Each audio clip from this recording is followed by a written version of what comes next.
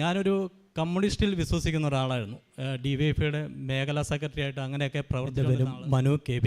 ഞാൻ ഇടുക്കി ജില്ലയിലെ Ayyappancoil panchayat Aladi cent Joseph Malakkara കത്തോലിക്ക പള്ളിയിൽ നിന്ന് വരികയാണ്. ഞാനിവിടെ ആദ്യം തന്നെ സാക്ഷ്യം പറയാൻ എനിക്ക് പറ്റിയതിനെ ഞാൻ അമ്മയോടും തിരുക്കുമാരോടും നന്ദി പറയുന്നു. ഞാനിവിടെ ഉടമ്പടി എടുക്കുന്നതിന് മുമ്പ് തന്നെ എനിക്ക് ഈ പ്രത്യക്ഷീകരണ പ്രാർത്ഥന കിട്ടി.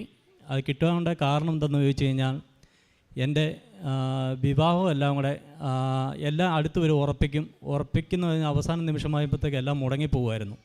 അപ്പോൾ അങ്ങനെ നിന്നപ്പോഴത്തേക്കും ഞങ്ങളുടെ കുടുംബത്തിലെ അനിയന്മാരുടെ കല്യാണം കഴിഞ്ഞു, എൻ്റെ അനിയൻ്റെ കല്യാണം കഴിഞ്ഞു. അങ്ങനെയെല്ലാം നിന്ന് കഴിഞ്ഞപ്പോഴത്തേക്കാണ് ഇങ്ങനെ ഓരോന്നും മുടങ്ങിപ്പോകുന്ന ഇടയ്ക്ക് ഞങ്ങളുടെ പള്ളിയിൽ തന്നെയുള്ള ഒരു കുട്ടി അജിലി എന്ന് പറയും, അവരിവിടെ നേരത്തെ വന്ന് ഉടമ്പടി എടുത്തിട്ടുള്ളതാണ്. അവരുടെ അനുഗ്രഹങ്ങളെല്ലാം ഇങ്ങനെ പറഞ്ഞു കഴിഞ്ഞപ്പോഴത്തേക്ക് എനിക്ക് ഈ പ്രാർത്ഥന അയച്ചു തന്നായിരുന്നു. പക്ഷേ ഈ പ്രാർത്ഥന എങ്ങനെ ചൊല്ലണമെന്നോ എപ്പോൾ ചൊല്ലണമെന്നോ ഒന്നും എനിക്കറിയില്ലായിരുന്നു. പക്ഷേ ഇതിൻ്റെ നിയമവശങ്ങളെക്കുറിച്ചൊന്നും എനിക്കറിയില്ലായിരുന്നു. പക്ഷെ ഞാനത് സമയം കിട്ടുമ്പോഴൊക്കെ ഞാനത് ഇരുന്ന് ചൊല്ലുമായിരുന്നു. അങ്ങനെ ചൊല്ലിക്കൊണ്ടിരുന്നപ്പോൾ ഞാൻ പറഞ്ഞു, ഈ കല്യാണം നടക്കുകയാണെങ്കിൽ ഞാനിവിടെ വന്ന് ഉടമ്പടി എടുത്തോളാം എന്ന് പറഞ്ഞു. അപ്പം ഇങ്ങനെ ഈ പ്രാർത്ഥന ഇടയ്ക്ക് ഞാനിങ്ങനെ പ്രാർത്ഥിച്ചുകൊണ്ടിരുന്നപ്പോഴത്തേക്ക് പെട്ടെന്ന് മനസ്സിൽ തോന്നിയതാണ്, എന്തുകൊണ്ട് ഈ കുട്ടിയെ തന്നെ നമുക്ക് ആലോചിച്ചുകൂടാ.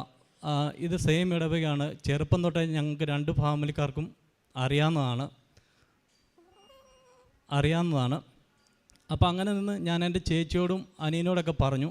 അപ്പം അവർ പോയി നേരെ അവരുടെ വീട്ടിൽ ചോദിച്ചപ്പോഴത്തേക്ക് പറഞ്ഞു, ഇപ്പം കല്യാണമൊന്നും നടക്കുന്നില്ല, 2 വർഷം കഴിഞ്ഞിട്ടാണ് നമുക്ക് ആലോചിക്കാമെന്ന് പറഞ്ഞു. അപ്പം ഇങ്ങനെ നിന്നു എല്ലാം ഇങ്ങനെ ആലോചന കഴിഞ്ഞു. പെട്ടെന്ന് തന്നെ ഒരു സുപ്രഭാതത്തിൽ ഒരു തീരുമാനം ഉണ്ടായി. ഒക്ടോബർ 21 തീയതി 2021 ഒക്ടോബർ 17 ഒത്തുകല്യാണവും 2021 ഒക്ടോബർ 21 തീയതി കല്യാണവും നടത്താമെന്ന് തീരുമാനമായി.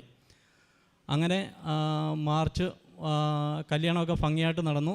കോവിഡിൻ്റെ കാലത്താണ് വളരെ പങ്കെടുപ്പിച്ചുകൊണ്ട് തന്നെ വിവാഹമൊക്കെ മംഗളകരമായ രീതിയിൽ തന്നെ നടന്നു.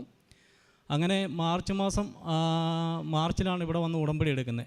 ഉടമ്പടി എടുത്ത് വന്നു കഴിഞ്ഞപ്പോഴത്തേക്ക് ഞാനും വൈഫും ഉണ്ടായിരുന്നു. ഞാൻ കയറി മുകളിൽ ചെന്ന് ഉടമ്പടിയുടെ ഇതെല്ലാം മേടിച്ച് കഴിഞ്ഞപ്പോഴത്തേക്ക് അതിൻ്റെ അകത്ത് കുറേ 6 നിബന്ധനകളുണ്ടായിരുന്നു. 1 മദ്യപാനം നിർത്തുക, 2 എല്ലാ ഞായറാഴ്ചയും പള്ളിയിൽ പോവുക, മാസത്തിലൊക്കെ കുമ്പസാരിക്കാം. പക്ഷേ ഇത് എന്നെ സംബന്ധിച്ചുകൊണ്ട് പറ്റുന്നൊരു പരിപാടിയല്ലായിരുന്നു ഈ പത്രം വിതരണമൊക്കെ. എന്ന് വെച്ചാൽ ഞാനൊരു കമ്മ്യൂണിസ്റ്റിൽ വിശ്വസിക്കുന്ന ഒരാളായിരുന്നു.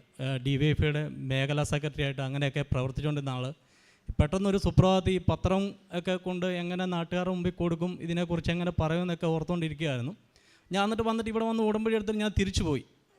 ഇവിടെ വന്ന് മുകളിലൊക്കെ കയറിയിരുന്നു എന്നിട്ട് ഞാൻ തിരിച്ചു പോയി. അത് കഴിഞ്ഞപ്പോൾ പിന്നെ വൈഫ് പറഞ്ഞ് പോയി എടുക്കുക, നമ്മളെ കൊണ്ട് പറ്റുന്നതാണ് നമുക്ക് ചെയ്യാമെന്നൊക്കെ പറഞ്ഞു. അങ്ങനെ വന്നു കഴിഞ്ഞപ്പോൾ രണ്ടാമത് ഞാൻ ഇവിടെ വന്നു. രണ്ടാമത് കഴിഞ്ഞപ്പോഴത്തേക്ക് ഞാൻ ഉടമ്പടിയിലെല്ലാം 6 നിയമങ്ങളൊക്കെ വെച്ചു. ഒന്ന്, ഞാൻ ഇടയ്ക്കിടയ്ക്ക് മദ്യപിക്കുന്ന ഒരാളായിരുന്നു, അത് പൂർണ്ണമായി നിർത്താമെന്ന് പറഞ്ഞു. പിന്നെ ഞാൻ നോക്കിയപ്പോഴത്തേക്ക് വേറെ പത്രം വിതരണം ചെയ്യാം എന്ന് തീരുമാനിച്ചു. രണ്ടാമത്തെ കാര്യം എന്ന് ചോദിച്ചു കഴിഞ്ഞാൽ എന്നെ സംബന്ധിച്ചാൽ മാസത്തിൽ എൻ്റെ ജോലി സംബന്ധിച്ച് എനിക്ക് മാസത്തിൽ 10 ദിവസമേ വീട്ടുള്ളൂ, റേഞ്ചുള്ള സ്ഥലത്ത് വരാൻ പറ്റുള്ളൂ. അപ്പോൾ ആ 10 ദിവസം വേണം ബാക്കിയുള്ള കാര്യങ്ങളെല്ലാം എന്നെക്കൊണ്ട് ചെയ്യാൻ വേണ്ടി. അപ്പോൾ ഞാനിവിടെ ധ്യാനിപ്പിക്കുന്ന അച്ഛൻ്റെ അടുത്ത് ചോദിച്ചു. അപ്പോൾ ഞാനിവിടെ പറഞ്ഞു, ഇതൊന്നും പറ്റത്തില്ല, നമ്മളെക്കൊണ്ട് പറ്റത്തില്ല. ഇപ്പം ഞാൻ പറഞ്ഞു, നമ്മൾ ഉടമ്പടി എടുത്തു കഴിഞ്ഞിട്ട് നമ്മൾ അത് പകുതി വെച്ച് മുടക്കുന്നത് ശരിയല്ല.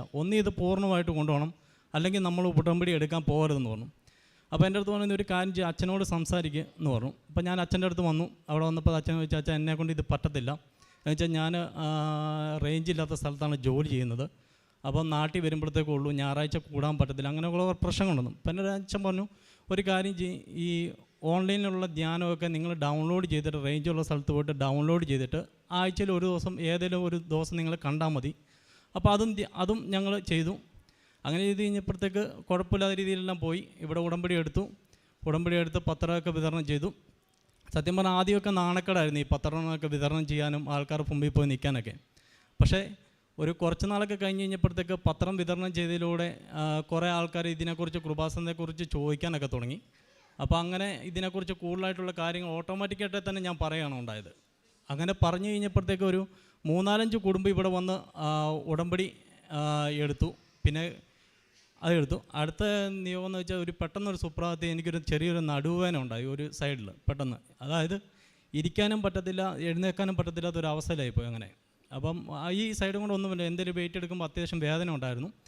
അങ്ങനെ ഇരുന്നപ്പോഴത്തേക്ക് ഒരു ദിവസം പ്രാർത്ഥിച്ചു. ഞാൻ ഇങ്ങനെ പ്രാർത്ഥിച്ചുകൊണ്ടിരുന്ന, മാതാവേ നീ ഇത്ര എനിക്ക് അനുഗ്രഹം തന്നിട്ട് നിൻ്റെ സാക്ഷ്യപത്രത്തിൻ്റെ ഫ്രണ്ടിലുണ്ട് ഉടമ്പടി തൈലം നേർച്ച വെച്ച വ്യഞ്ചരിച്ച വസ്തുക്കൾ കൊണ്ട് നിങ്ങൾക്ക് എന്തെങ്കിലും അനുഗ്രഹം കിട്ടുന്നു.